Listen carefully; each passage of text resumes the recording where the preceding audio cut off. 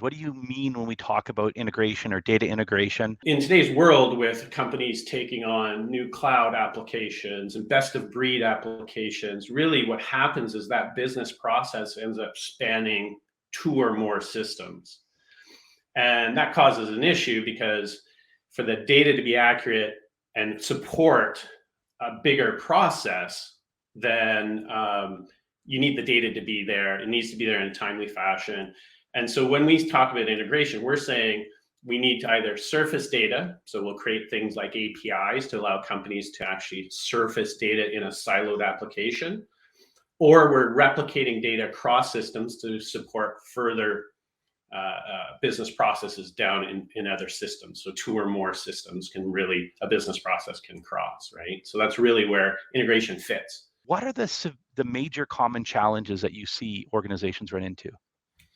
Yeah, it's definitely the siloed data problem. So I think over the last little while, what we've seen is companies really focused on that customer experience. So they want to buy those systems that really face the customer, that make the transaction nice and clean for them, make the experience really good for them.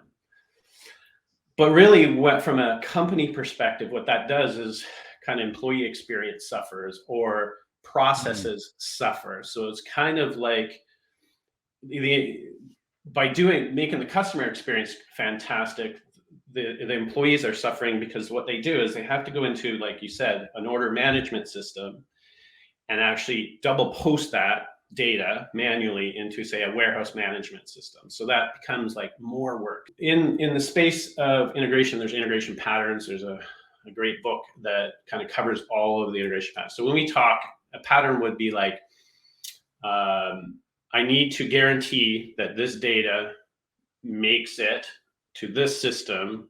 So it's not a timing issue, it's more I just need the data to arrive. So they'll say, okay, there's many patterns that you can follow for that one. Messaging pattern is a great example of saying durability. I need to make sure that data is durable, so it will survive, and guarantee that data to survive. So we would look at the pattern, the messaging pattern. It has a notion of taking that data, storing it, and waiting for the target system to become available. So it creates tolerance to say, maybe that database is down, being maintained right now and updated and schema.